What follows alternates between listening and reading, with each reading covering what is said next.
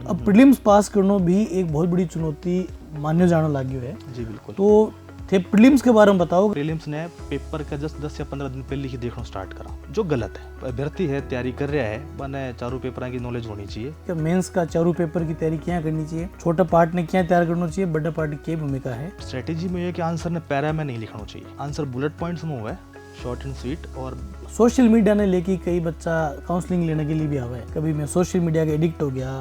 तो social media civil सेवा की तैयारी में मददगार है, यही सब बचना चाहिए, या मतलब तो थारो एक्सपीरियंस ई मामले लेके कह रहे हुए। इन्हें थोड़े दिन के लिए बंद करके आपकी तैयारी पे फोकस करो।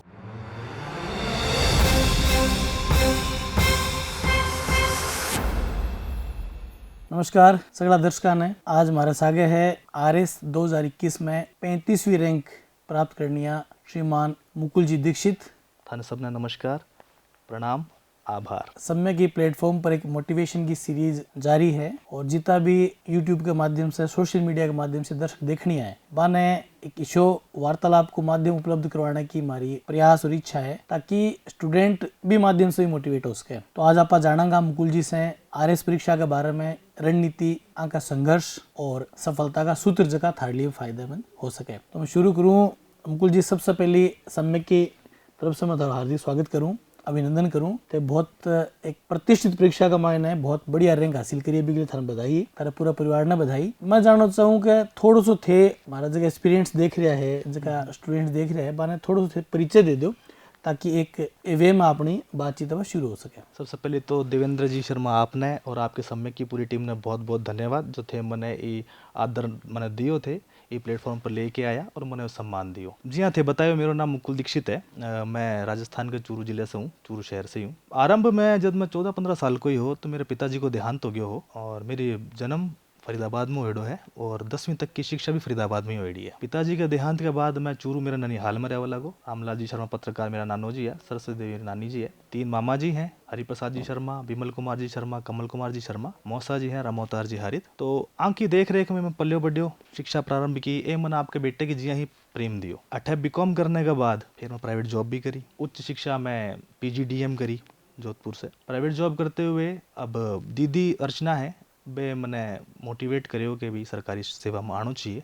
तो प्राइवेट जॉब करते करते सरकारी सेवा की तैयारी करी, और 2014 में मैं तालुका विधिक सेवा समिति राजगढ़ में LDC के पद पे मैंने पहली नौकरी सरकारी सेवा में मिली। 3 साल बड़े सेवा करने के बाद मैं फिर जूनियर अकाउंटेंट की तैयारी करी, RPSC द्वारा जो आयोजित हुआ है, भी में मेरा सिलेक्शन हुआ, और पिछले 6-7 साल से मैं अकाउंट सर्विस में हूँ, और वर्तमान में असिस्टेंट अकाउंट ऑफिसर ग्रेड 2 की पोस्ट पर CB ऑफिस चूरू में कार्यरत हूँ। मेरे परिवार में मेरी नानी जी, मेरी माता जी कमला शर्मा, मेरी धर्मपत्नी ज्योति तिवारी, मेरे छोटे भाई दिलीप, छोटे भाई की वाइफ अभिलाषा, और मेरा 2 बच्चा, बच्ची दित्वी दीक्षित और बेटो मृत्युंजय 1.5 साल को है, दित्वी 5 साल की है, और छोटे भाई को बेटो खुशहाल, वो लगभग 2 साल को है। तो ये मैं परिवार का मेंबर हाँ। सरकारी सेवा में आने के लिए तो जी मैं थाने बताया, मेरी दीदी अर्चना मैंने मोटिवेट करो।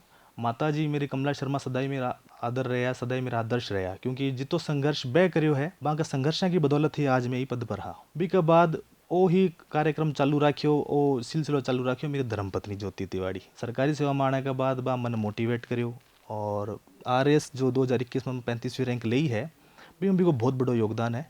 वह बहुत मेहनत करी मेरे सगे, मैंने पग पग पर मोटिवेट करती रही, सकारात्मक विचार लाती रही, मैंने समझायो कि यहाँ पढ़ना चाहिए, के हिसाब से आंसर राइटिंग करनी चाहिए। तो बी की मेहनत, मेरी मेहनत तो रंग लाई है। मेरे CB ऑफिस जो स्टाफ है वर्तमान झटकारे रहता हूँ, वे लोग मैंने बहुत सपोर्ट करियो, योगदान दियो। और आज सबसे बढ़कर है भगवान की भक्ति। मैं थोड़ा आध्यात्मिक विचारा का हूँ, एक ऐसा परिवार से आऊँ जठा अध्यात्म काफी रहा है। तो आध्यात्मिक विचारधारा रखते हुए भगवान में भक्ति, श्रद्धा और पूजा पाठ करते हुए मैं तो यो मानूं कि जो कुछ भी मन आज मिलो है, आज जो कुछ भी हूँ मैं, वो ईश्वर की कृपा को ही फल है। चलो बहुत बढ़िया लाग्यो कि थे न केवल पूरे परिवार ने श्रेय दे रहे हो, बल्कि जगह थारा स्टाफ मेंबर्स है, जगह थारा मित्र है, जगह समाज का लोग है, बिग सागे सागे थे। अध्यात्म ने एक बड़ी ताकत बताई है। बहुत सा स्टूडेंट्स है जगह आध्यात्मिक भी हो गए, और अपने आप में एक बहुत बड़ो एक पॉजिटिव भी एक बात है या।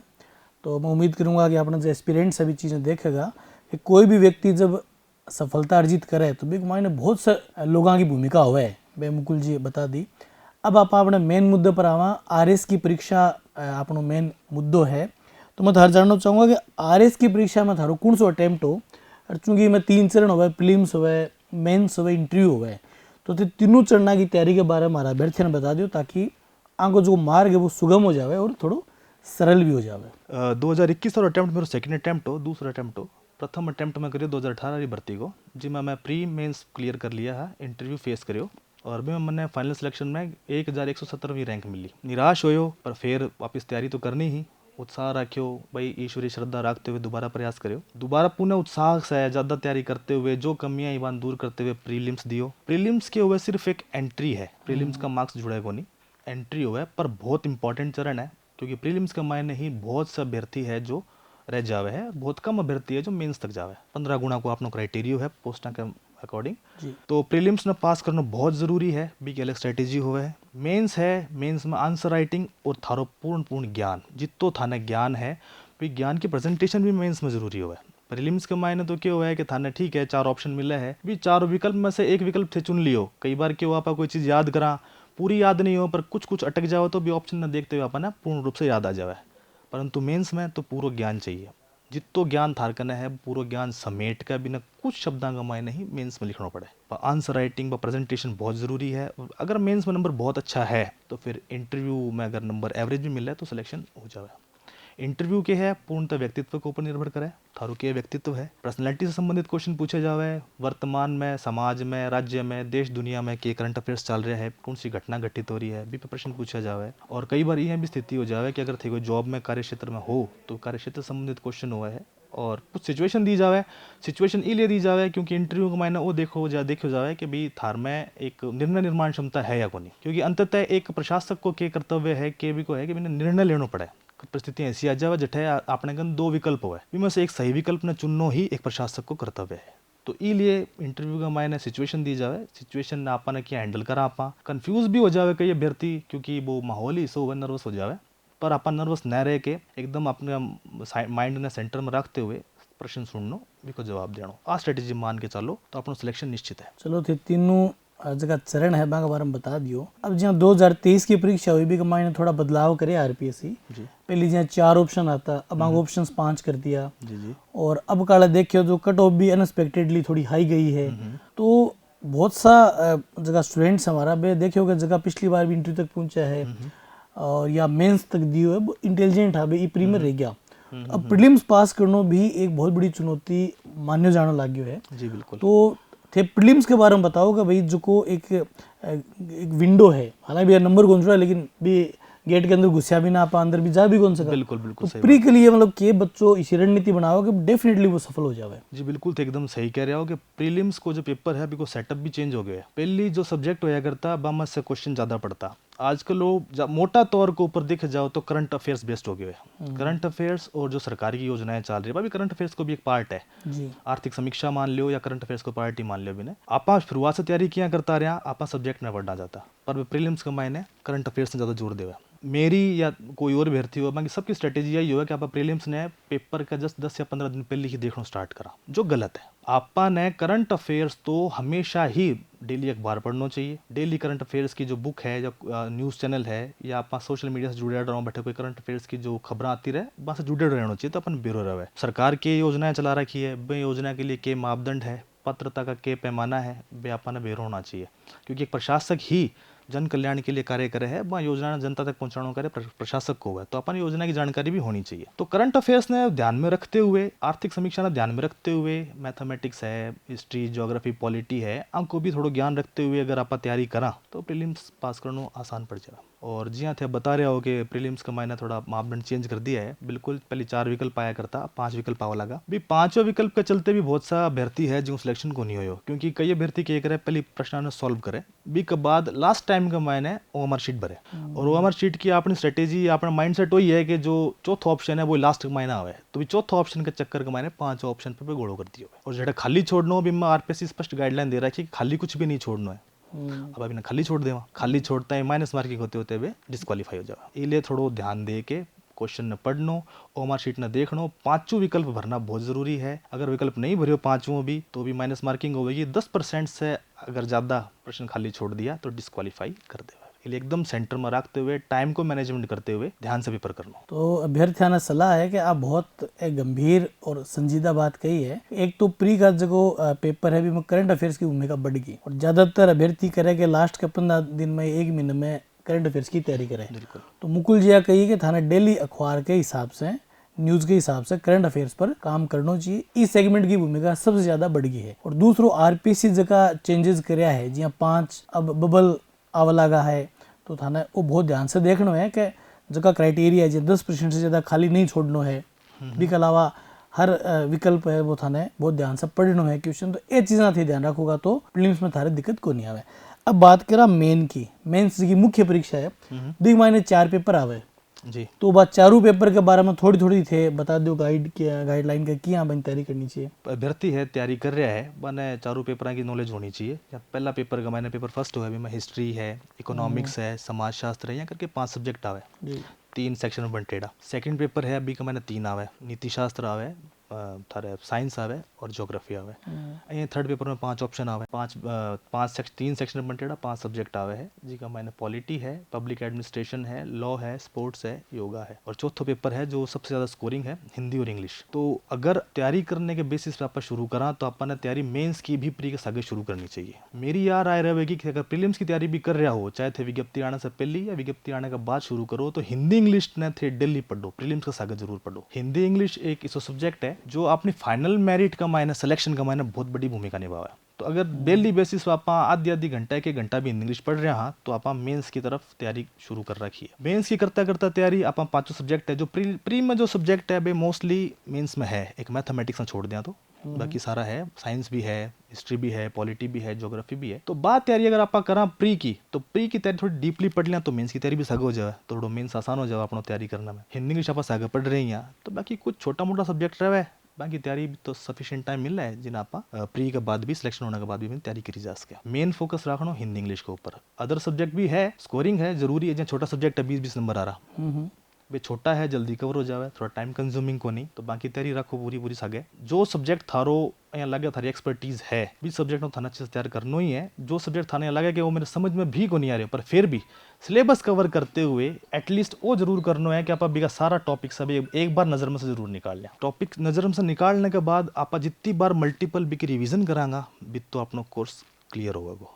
और मैं तो देखो स्टडी की एक बढ़िया स्ट्रेटेजी अपनाई ही कि मैं जहाँ कोई भी सब्जेक्ट शुरू करता हूँ मेंस के लिए, तो फर्स्ट डे जो मैं पढ़ा, मान लो फर्स्ट डे मैं कोई भी टॉपिक का 5 या 10 पेज पढ़ा, तो सेकंड डे अगर मैं पढ़ूंगा तो पहली भी 5-10 पेज जो मैं पहला दिन पढ़ा वे पढ़ दूंगा। फिर सेकंड डे, थर्ड डे जब पढ़ूंगा तो पहला दिन आ रहा, दूसरा दिन आ रहा ही पढ़ूंगा, फिर तीसरे दिन को शुरू करूंगा। 3 दिन पढ़ लियो, चौथा दिन अगर मैं 20 सब्जेक्ट पढ़ दूंगा तो पहला दिन से ही रिवीजन शुरू करूंगा। यहाँ करता करता क्या हुआ, लास्ट टाइम तक अपना जो बुक है इतनी अच्छी तरह याद हो जाए, कॉन्सेप्ट क्लियर हो जाए कि अपन रिवीजन 2, 3, 4, 5 करने की जरूरत को नहीं, 1 या 2 रिवीजन का मायने भी काम हो जाए। मेन है अपन ज्ञान है वो लेनो है भी, ज्ञान को ही प्रेजेंटेशन मेंस का मायने है, इसलिए जरूरी है ज्ञान लेनो। सिलेबस पूरा कंप्लीट करना चाहिए, टॉपिक वाइज पूरा कंप्लीट करना चाहिए, छोड़ना कुछ भी नहीं चाहिए। अगर नहीं भी समझ में आ रहे हो तो कम से कम एक बार बिना आंखें में से निकाल लो, हो उसका कोई चीज़ समझ में आ जाए तो आप मेंस का मायने में लिख सका। चलो बहुत काम की जानकारी थी दी कि मेंस का चारों पेपर की तैयारी क्या करनी चाहिए, छोटा पार्ट ने क्या तैयार करना चाहिए, बड़ा पार्ट की भूमिका है। तो मुकुल जी इनमें भी करंट अफेयर्स की कुछ भूमिका है कि जी हाँ बिहेवियर के अंदर है, केस स्टडीज लिखो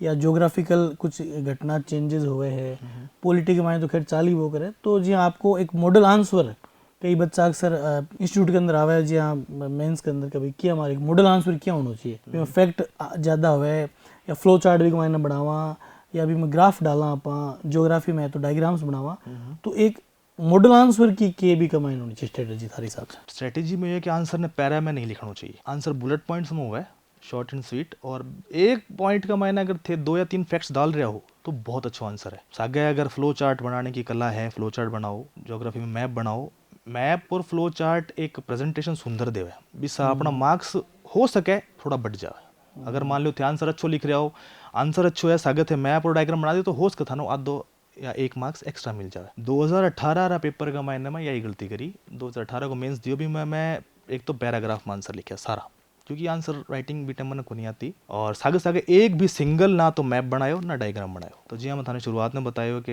मेरी धर्मपत्नी जी है ज्योति तिवाड़ी पे मेरी आंसर कॉपी देखी आरपीसी दिखाई जब बा देखिया कि अवलोकन करियो मैं को अवलोकन करने वाला कि पैराग्राफ में आंसर नहीं होना चाहिए। सागे बावली के थे एक भी डायग्राम एक भी मैप कौन बना के ज्योग्राफी के पेपर में मैप बहुत जरूरी हो है। तो बा एक कमियां ने उजागर करियो दूर करियो। फिर भी के बाद मैं मैप और डायग्राम बनाना सीखा और आंसर ने बुलेट में फ्रेम करना सीखो। तो बुलेट में एक पॉइंट लिखो आपा ने भी मैं सेंटेंस फॉर्मेशन की जरूरत को नहीं भी कि मैंने आपा ने फैक्ट डालना है। एक बुलेट पॉइंट लिखो भी मैं 2-3 फैक्ट आ जावे और बिना अगर थे प्रेजेंट करो छोटा सा डायग्राम से छोटा सा मैप से तो बहुत सुंदर लगे और आपकी मार्किंग है मार्क्स है जो थोड़ा इंक्रीज भी हो जाए। करंट अफेयर्स की भूमिका यह है कि मेंस में भी जहाँ एक आईआर है इंटरनेशनल रिलेशनशिप भी में करंट अफेयर्स की भूमिका आवे सागे करंट अफेयर्स का कुछ पॉइंट्स भी आवे और आजकल मेंस में भी ज्योग्राफी है पॉलिटी है इनने भी करंट अफेयर्स से जोड़ते हुए क्वेश्चन पूछा जा रहा है। तो करंट अफेयर्स की भूमिका प्रीलिम्स में भी है मेंस में भी है और इंटरव्यू में भी है। करंट अफेयर्स को तो शुरू से ही आपा ने तैयारी रखनी चाहिए। विज्ञप्ति के सागे सागे आपा करंट अफेयर्स की कोई भी बुक लिया बुकलेट लिया मंथली हाफ ईयरली क्वार्टरली सागे सागे न्यूज़पेपर पढ़ता रहा तो अगर जुड़ा रहा करंट अफेयर्स से तो बहुत बेनिफिशियल है। तो करंट अफेयर्स पर बहुत जोर देना है मुकुल जी को यह बात कहना है। एक चीज अब थे बता दी बाता में पूछने भी आ रहा हो थारो मोटिवेशन को सोर्स के रहे हो कौन थारो मोटिवेट करियो। तो पिछला सवाल में थे उत्तर दे दियो कि थारी धर्मपत्नी जी है श्रीमती ज्योति जी। तो बे थाने मतलब बतायो कि भाई क्या आंसर में की कमी है कि नहीं है लगातार मोटिवेट करियो। और कभी भी जब आपने शेखावट ने भी कहावत है कि भाई नार की भूमिका है वह नर के लिए बहुत जरूरी है। तो बहुत मैं बाने भी बहुत बहुत शुभकामना दूं सफलता में बाकी बहुत बड़ी देन है। देखो मेरी सफलता में तो धर्मपत्नी तो है ही सागे सागे बहुत लोगों को हाथ है। हाँ थाने बतायो कि मैं ननिहाल में रह रहा हूँ तो नानो जी नानी जी मामू जी मामी जी मासो जी मासी जी जहाँ दीदी मैंने सरकारी सेवा मारने के लिए मोटिवेट करो। माता जी आदर्श रही माता जी भी खूब संघर्ष करो। मैं थाने छोटी सी थाने पूछे भी नहीं बताऊँ एक बात बिल्कुल हमारी माता जी पिताजी का स्वर्गवास जब मैं चूरू आ गया तो माता जी बेटा 9th पास ही सिर्फ बाक के बाद मैं तो हो 11th क्लास में मेरी माता जी 10th की स्टडी करी 10वीं पढ़ाई करी एक क्लास पीछे माता जी 10वीं करी 12वीं करी BSTC करी और ये सब करने के बाद आज ग्रेड 3rd में टीचर ला गई हमारी माता जी। तो संघर्ष बाने देख के ही मैं सीखियो और संघर्ष करता करता फिर कहना कि एक आदमी की सफलता सिर्फ भी अकेला आदमी की को नहीं हो है भी पीछे बहुत सा लोग हो है। तो मेरे पीछे ये लोग कड़ी से कड़ी जुड़ती गई जी। मैं मेरी धर्मपत्नी मेरा छोटा भाई बहना को मेरा स्टाफ आ रहा को नानो जी नानी जी को मामू जी मामी जी को दीदी जीजा जी को हमको बहुत सहयोग रहे हो। हाँ सबसे बढ़कर मैं थाने जी यहाँ बतायो ईश्वरीय कृपा ईश्वरीय देखो मेहनत सब करे जितना भी अभ्यर्थी RAS IAS का जो भी कंपटीशन एग्जाम देवे है भी मैं मेहनत सब करे पर सफल वो ही हुआ जी पे ईश्वर की कृपा बरसे। इसलिए ईश्वर की कृपा होनी बहुत जरूरी है। मैं तो यो मानू मेरो मानो यो ही है बाकी सबकी अपनी अपनी थिंकिंग है। बिल्कुल थे सही कहो आध्यात्मिकता भी अपने आप में बहुत बड़ी ताकत है जो को मानना भी ने परिणाम भी मिले है और एक जीवनी शक्ति और स्रोत भी है। चलो अब अगला सवाल मैं थाने पूछूंगा एक सोशल मीडिया ने लेके कई बच्चा काउंसलिंग लेने के लिए भी आवे कभी मैं सोशल मीडिया के एडिक्ट हो गया। तो सोशल मीडिया सिविल सेवा की तैयारी में मददगार है यही सब बचना चाहिए या मतलब तो थारो एक्सपीरियंस ई मामले लेके कह रहे हुए। मेरो एक्सपीरियंस तो जब 2018 भर्ती RS भर्ती को रिजल्ट आयो हो बे दिन मेरा रैंक आई 1117वीं बी धीरे मैं सोशल मीडिया का सारा प्लेटफॉर्म चाहे वो व्हाट्सएप है फेसबुक है इंस्टाग्राम है भी सारा डिलीट कर दिया मेरे मोबाइल से। और बी के बाद 2021 सारी भर्ती की तैयारी शुरू करी बिना सोशल मीडिया के ना किसी सोशल मीडिया को सहारो ना कुछ और सेल्फ स्टडी के दम पर मेरा जो सहयोगी है वहाँ के सहयोग के आधार पर ईश्वर का आशीर्वाद का आधार पर ही सिलेक्शन हुए है मेरो। सोशल मीडिया मेरो यो मानना है कि मैं भ्रांतियाँ कुछ ज़्यादा है बा सपोर्ट तो करे ठीक है आप दोनों प्रोज एंड कॉन्स दोनों ही हो हर चीज़ का पर एक अभ्यर्थी जिन्हें डेडिकेट होकर आपकी स्टडी करनी है बिना सोशल मीडिया के चक्कर में नहीं पड़ना चाहिए। सोशल मीडिया से दूर रहे आपकी स्टडी पर फोकस करो। स्टडी पर फोकस करते हुए थाने ज्ञान अर्जित करना है। अगर कुछ कामयाब हो जाओ उसके बाद सोशल मीडिया करो ना कौन मना करे। एक बात थे समाज में समाज हर सर थे समाज से जुड़ेड़ा ही हो अभिन्न को नहीं हो उसको जो प्लेटफॉर्म है इन्हें थोड़े दिन के लिए बंद करके आपकी तैयारी पे फोकस करो। मेरी सलाह है एडिक्शन है ही मैं लोग मैं इतनी जोर से एडिक्ट हो जाए कि भाई मोबाइल मिनट मोबाइल देखना चेक करना तो भी समय को ध्यान डाइवर्ट हुआ है। पढ़ाई में ध्यान ना देने की बजाय भी मोबाइल पर ध्यान ज़्यादा देवा है। फिर यहाँ कहा है कि भाई मैं इतना घंटा पढ़ाई कर ली पर मेरे कुछ याद को नहीं हो। तो ध्यान तो डेडिकेशन तो मोबाइल का मायने है फोकस मोबाइल में है याद क्या हो। इसलिए सोशल मीडिया से दूर रहते हुए स्टडी पे फोकस करो। चलो आप बहुत काम की बातें बताई है। बहुत सा बच्चा कोचिंग में काउंसलिंग के लिए भी आवा है बोले मैं व्हाट्सएप पर ग्रुप बना के पढ़ाई करा मैं फेसबुक का पेजा से जुड़ेड़ा हाँ मैं इंस्टाग्राम पे रील वगैरह देखा। तो थारो मानना है कि मतलब टोटली व्यक्ति ने कट ऑफ हो जाना चाहिए। थारो एक्सपीरियंस हो रहे और इतने तो यूज करी को नहीं कई सालों से। मैं तो यूज़ करी ही को नहीं बिल्कुल। 2021 में रिजल्ट आयो हो 13 जुलाई ने, 20 दिन ही सारा डिलीट करके फिर जब 2021 भर्ती को रिजल्ट आयो 17 नवंबर ने, भी रात में व्हाट्सअप इंस्टॉल करियो वापस में सिलेक्शन होने के बाद। तो इस दौरान कुछ यहाँ भी हो, तो अभी मैं वर्तमान जॉब में हूँ मैं, तो लोग जहाँ कोई भी डॉक्यूमेंट भेजने के लिए मैंने पूछता है कि सारा व्हाट्सएप नंबर बताओ, जब मैंने क्या तो ना मैं व्हाट्सएप यूज़ कौन करूँ, तो मैंने चंबो होतो कि भाई आज के समाज का मैंने रह के थारे मोबाइल में व्हाट्सएप को नहीं, पर बा ठीक है को नहीं व्हाट्सएप को नहीं हो तो को नहीं हो। और वो मैंने बहुत ज़्यादा बेनिफिट दियो। व्हाट्सएप से दूर रहे हो तो मेरा बहुत सा टाइम बच्चो, माइंड सेंटर में रहे हो और अफवाहों से दूर रहे हो, मैं सिर्फ फोकस सीधो रहे हो मेरा पढ़ाई। आपने शेखावटी में कहा हुआ था कि कॉमेडी बाज ने जीता को नहीं, तो चूंकि 8-8 लाख लोग परीक्षा देवे तो बिग मायने जीतने का था ना बाज बनना पड़े। कई बच्चा अभी पूछना आवे कि 8 लाख लोग फॉर्म भरे है, इतनी भीड़ है, कई भी भीड़ नंबर ने देख के डिमोटिवेट हो जावे। तो आज की कहावत है कि कॉमेडी बाज ने जीता को नहीं, तो बाज थाने बनना ही पड़े। इस परीक्षा के लिए बाज बनने खातिर कोई एक यहाँ के लिए कोई रामबाण है कि मतलब हर तरीके से तैयारी हो जाए, प्री मेन इंटरव्यू की हो जाए, या कोई व्यक्ति तुम यहाँ आदमी बदलाव करे कभी मैं तो RS बनू ही चीज ने, तो यहाँ के लिए कोई थार करने कोई बात है तो क्योंकि बच्चा माने पूछे टीचर्स ने, तो मेरा भी बताशा था ने, तो कोई यहाँ के लिए सलाह देनी चाहो तो कोई भाई सफलता की तो एक ही कुंजी है, वह है परिश्रम। परिश्रम को कोई अल्टरनेट को नहीं। अगर आपने सफल होना है, चाहे वह RS नहीं कोई भी एग्जाम हो या कोई भी चुनौती हो जीवन की, अगर भी चुनौती से भी मैं सफल होना है तो परिश्रम बहुत जरूरी है। अब परिश्रम को लाइन कौन सी होनी चाहिए कि आप गलत दिशा का मैंने जा रहे हैं, परिश्रम कर रहे हैं तो भी से सफलता कौन मिल रहा है। अपन लाइन चुननी है। RS के लिए परिश्रम की लाइन एक आई है सिंपल सी, सिलेबस लो, सिलेबस का एक एक टॉपिक थे, चाहे कोई भी बुक से पढ़ रहे हो, भी बुक से एक एक टॉपिक क्लियर करो। बा क्लियर रट्टाफिकेशन और सिस्टम नहीं होना चाहिए, टॉपिक समझ में आना चाहिए। क्योंकि आप देख रहे हैं मेंस का मैंने आजकल के हुआ एनालिटिकल क्वेश्चन आवे, एनालिटिकल क्वेश्चन को जवाब जल्दी दियो जा जब तक अपन टॉपिक एकदम अच्छा से समझ में आया हो। ज्यादातर बच्चा क्या हुआ है कि टॉपिक मिलियो बिना एज इट इज बिना याद कर ले रटने की कोशिश करे। अब भी को एनालिसिस करने के लिए अगर RPSC पूछ ले तो एनालिसिस को नहीं हुआ, क्यों? क्योंकि अपन तो जो पॉइंट लिखा भी रटेड़ा है, खाली एनालिसिस कराएंगे। इसलिए कोई भी बुक से पढ़ो पर बिना समझ के पढ़ो, समझ के पढ़ेड़ी चीज जीवन भर याद रहेगी। फिर भी टॉपिक से चाहे की टाइप कोई क्वेश्चन आ जाओ आप अभी को आंसर लिखने का मैंने समर्थ था। इसलिए सफल होने के लिए तो सिर्फ एक ही कुंजी है, वह है परिश्रम। परिश्रम को कोई अल्टरनेट को नहीं। समाज में कई बार यहाँ व्यक्ति देखो असफलता भी सफलता की सीढ़ी मानी जावे। कई बार व्यक्ति के हुआ असफल हुआ तो भी असफलता से निराश हो जावे, थक के बैठ जावे, हार के बैठ जावे कि मैं सफल हो कौन सकूं। पर यहाँ को नहीं, असफलता से भी आप सीख सका। जी हाँ, मैं सीखो 1117वीं रैंक आई, असफल हो पर प्रयास दोबारा चालू करियो। असफलता में के चीजा में भी मैं नोट करी कि भाई असफल हो तो क्यों हो, के कारण रहा, बा कारण दूर करियो और आज भी को फल है कि 35वीं रैंक मिली है। 1117 से सीधी 35वीं रैंक पर स्विच होना, वो भी बिना कोई प्लेटफॉर्म के सेल्फ स्टडी के दम पर, बिना कोई टेस्ट सीरीज नहीं ज्वाइन करी, बिना कोई मॉक इंटरव्यू के घर पर स्टडी करते हुए। तो आई एक ही कुंजी कि मैंने परिश्रम करना है और सही दिशा में परिश्रम करना है। आपको टॉपिक सारा क्लियर करना है, मैंने बिना याद भी करना है, सागे सागे बिना समझना भी है। टॉपिक एक भी कौन छोड़ियो। और दूसरी बात है कि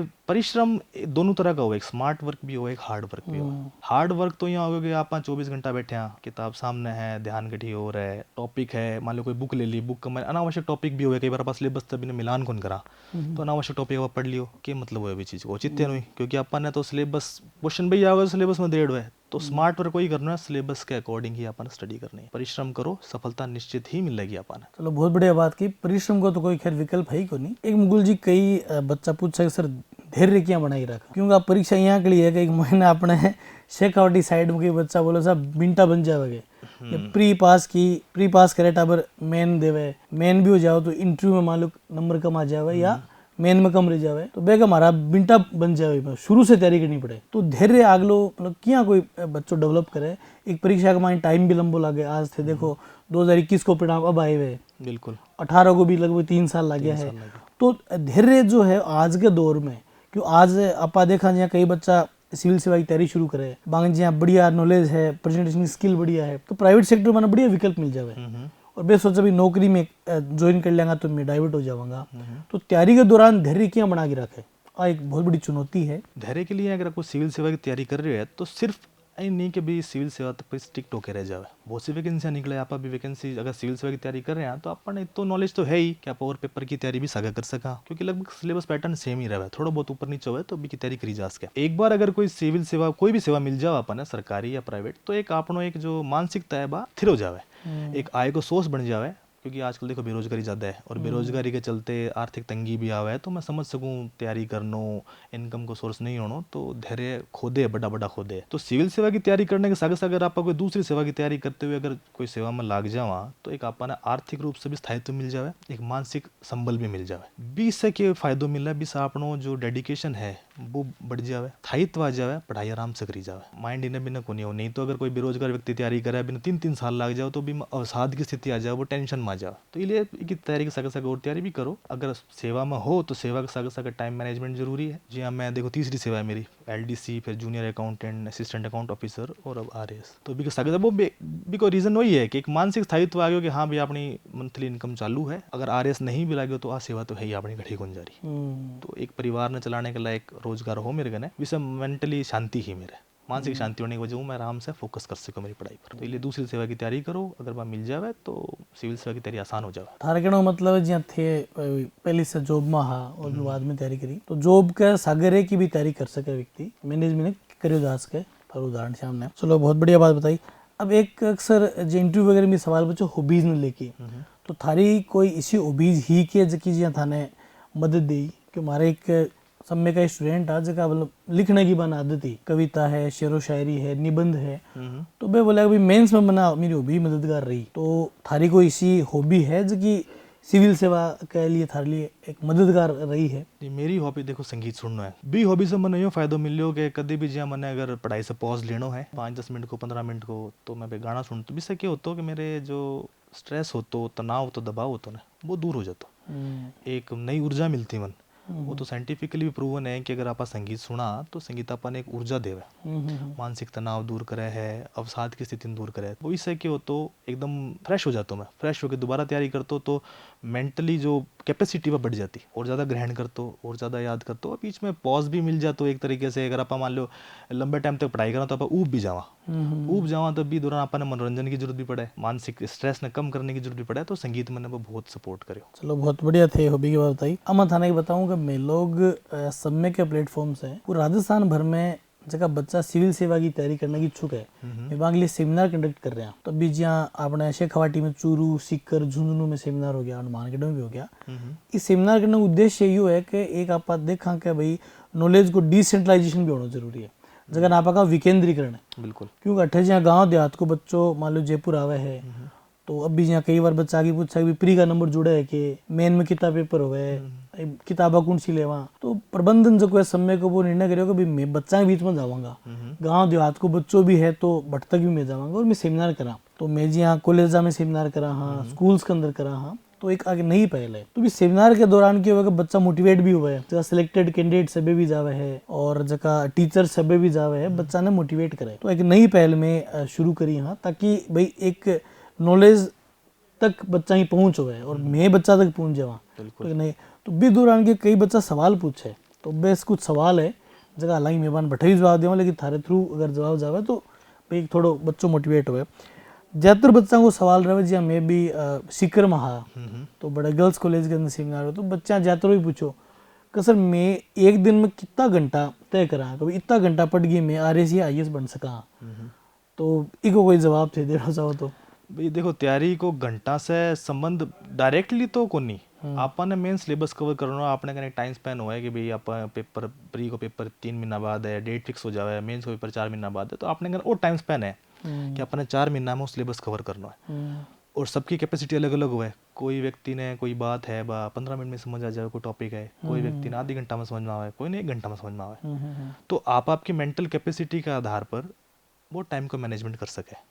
और ऑन एन एवरेज देखियो जाए तो 8 से 10 घंटा ठीक है पढ़ाई करने के लिए भी। 8 से 10 घंटा अगर आप तैयारी करा और 3-4 महीना को मेंस को टाइम मिला है तैयारी करने के लिए, तो 8-10 घंटा अगर डेली पढ़ना तो 3-4 महीना में सिलेबस कवर हो जाए। तो 8 से 10 घंटा एवरेज थारे अकॉर्डिंग तो होना ही चाहिए। एक बच्चा पूछे कि भाई तैयारी के दौरान स्ट्रेस बहुत ज़्यादा हुआ है, जब मैं चूरू भी सेमिनार करो, झुन्नू भी करो, और कई बच्चा आज का प्रीलिम्स दे चुके हाँ, मेंस की तैयारी कर रहे हाँ, कई मेंस में सफल होया। तो बे कहो कि भाई तैयारी जब मैं करने बैठा तो तनाव कई प्रकार को आवे, जब कई बार बच्चे की एज ज़्यादा हो जावे तो एक सामाजिक दबाव भी आवे, कई बार पीयर प्रेशर भी हुआ है कि सागारा को हो गयो मेरे को नहीं हो। बिल्कुल। और कई बार किए कि होगा कि असफल हो गया तो क्या करेंगा। तो इस तनाव ने मतलब मैनेज किया करे बच्चों को, और एक सबसे बड़ी चुनौती है और कोविड के बाद में थे तो जानो मुकुल जी के कुछ रिसर्च भी हुई है कि आज युवा वर्ग में भी तनाव काफ़ी बढ़ गया है, हार्ट अटैक्स एंजाइटी तो बहुत कॉमन है एज के अंदर। तो स्ट्रेस मैनेजमेंट के लिए मतलब बच्चों के करे। बिल्कुल, ये एकदम सही सटीक सवाल है। ये दौर से तो हर व्यक्ति गुजरे। अगर आप कोई भी बड़ी तैयारी कर रहे हैं तो तनाव आना लाजमी है। वो तनाव चाहे फियर ऑफ फेलियर को हुआ है या चाहे थे बता रहे हो कि जो पीयर ग्रुप्स को दबाव हुआ है या समाज आ रहा भी ताना मारे, तो दबाव आना लाजमी है। ये दबाव को मैनेजमेंट तो या तो थे कोई हॉबी ने पकड़ो, चाहे थे स्पोर्ट्स कर रहा हो या म्यूजिक सुन रहा हो या मेडिटेशन कर रहा हो, एक्सरसाइज कर रहा हो, तो आप बहुत ज़रूरी है। कम से कम एक हॉबी जो बच्चा ने आनंद देवे, मनोरंजन देवे ना, बिना जीवन में डेली बेसिस पर करना जरूरी है। बस थोड़ा स्ट्रेस मैनेजमेंट कर सके अभी वो।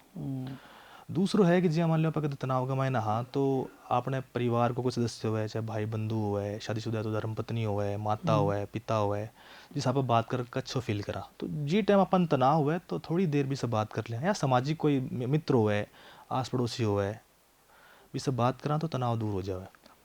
तीसरी बात समाज आ रही, समाज का लोग तो देखो जब आदमी असफल हुआ है, जब ताना मारे ही है। मेरे साथ खुद सगा बीती ही, जब मैं 2018 में असफल होयो तो मैंने लोग कहता कि भाई अब क्यों परेशान हो रहे हो, नौकरी तो लग रहा हो ही, अच्छी नौकरी है, अच्छी सैलरी है, उम्र भी होगी, बच्चा हो गया, बच्चा ना पढ़ाओ, थे क्यों पढ़ रहे हो। तो ये टाइप से भी आती बातें, पर भी बातें ना ध्यान न देते हुए जहाँ थे वो बाज को उदाहरण दियो। तो बाज की एक बहुत खास बात हुआ है, एक कौवो हुआ ना कागलो, वो कागलो बाज की गर्दन पे बैठने की हिम्मत रखे। अच्छा। और भी के चोंच मारा है वो, पर बाज पाछो जवाब कौन देगा। बाज के अगर आपकी उड़ान ऊंची करतो जावे, वो ऊंचो उड़तो जावे, एक इस लेवल आ जावे जो ऑक्सीजन की कमी हो जावे, बठा कागलन सांस को नहीं वो नीचे पड़ जावे, पर बाज आपकी ऊंचाई छू लेवे। तो बात ध्यान रखनी कि अपन अगर इसी कोई बात आवे तो भी पर गौर नहीं करनो। अगर अपन फोकस है कि अपन कुछ बढ़नो है तो तैयारी करनी है, मेडिटेशन करो, एक्सरसाइज करो, योग करो, आपसे संबंधी से, सगा संबंधी से, भाई बहना से, मित्र से बातें करो तनाव दूर करने के लिए। मनोरंजन कोई भी सोर्स है, अगर थाने खेल पसंद है खेलो, म्यूजिक पसंद है म्यूजिक करो, किताब पढ़नी पसंद है तो किताब से भी स्ट्रेस दूर हो सके। जरूरी को नहीं कि सिलेबस की किताब पढ़ो, कोई कहानी की किताब पढ़ लो, चुटकुले की किताब पढ़ लो, तो ये स्ट्रेस मैनेजमेंट के लिए कारगर उपाय साबित हो सके। बाकी तनाव आना लाजमी है। आप मैं यहाँ कौन कह सकूँ कि तनाव को नहीं आवा, मेरे में बहुत बार तनाव आवा तो इसी स्थिति आ जाती, पढ़तो या दूजन लग जाता कि अगर मेरा सिलेक्शन अब की बार भी नहीं हो तो क्या होगा। तो मैं तो क्या करता थाने बताया, गाना सुनतो या हमारी धर्मपत्नी जी ने बुला के भी सब बात करतो कि मन बता अगर सिलेक्शन नहीं हो तो क्या होगा।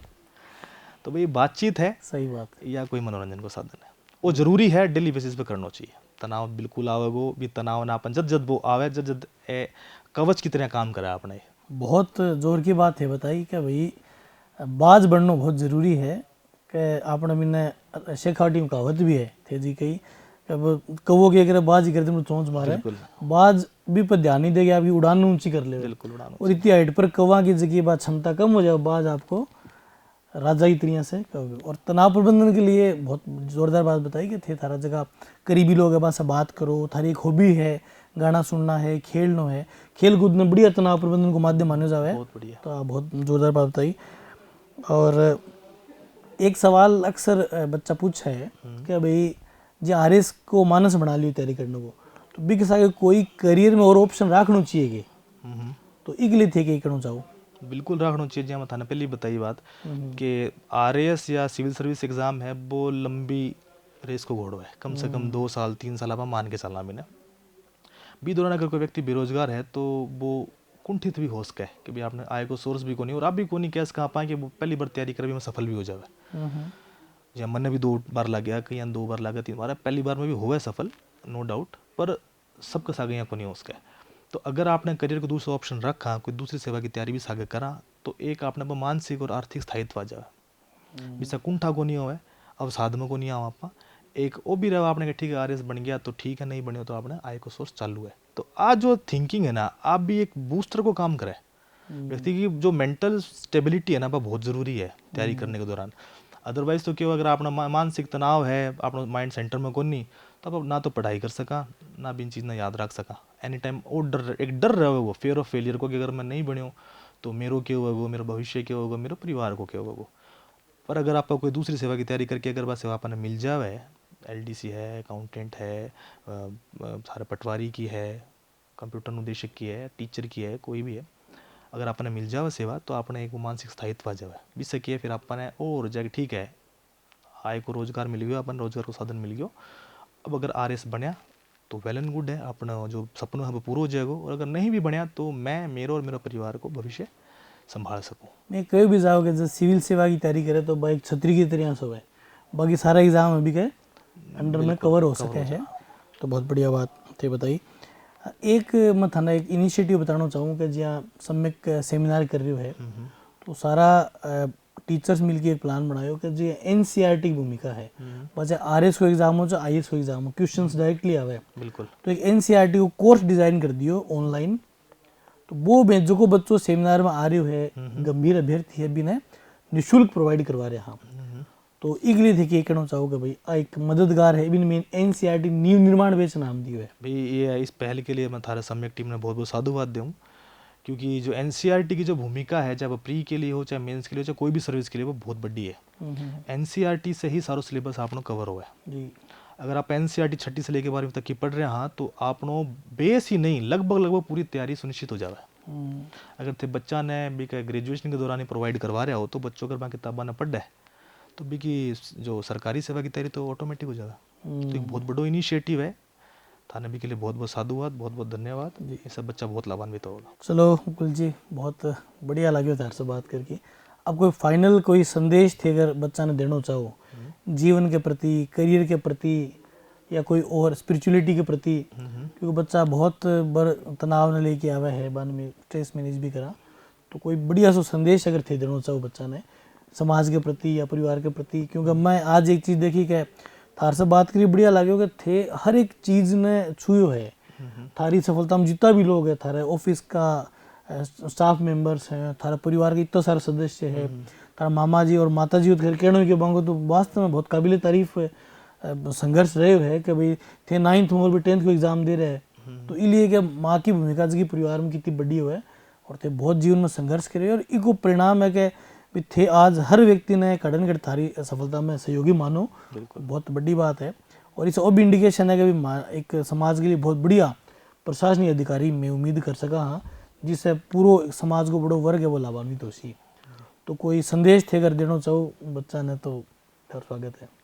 भी संदेश देखिए यही है कि एक करियर बनाना हर व्यक्ति को सपना हुआ है। एक व्यक्ति सोच के चल रहा है कि मैं फलानी पोस्ट पर पहुंचूं, चाहे वो कोई भी पोस्ट हो, IAS हो, RS हो, इंजीनियरिंग की हो, परंतु मैं सबका सपना सफल होगा भी को नहीं।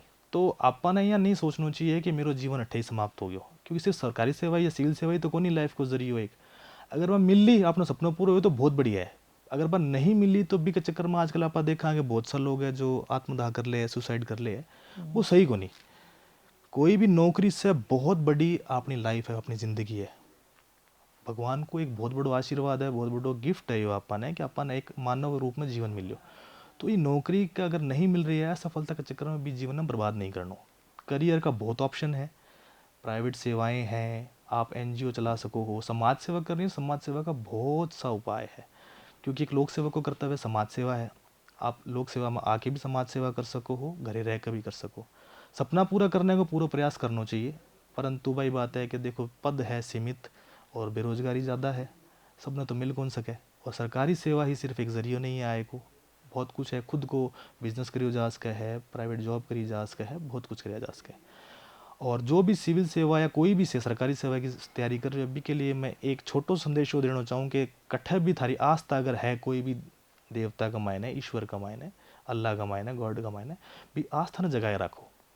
आस्था से इंसान ने एक आत्मविश्वास मिला है, और आत्मविश्वास के बिना आदमी कोई भी सफलता की ऊंचाई को छू सके।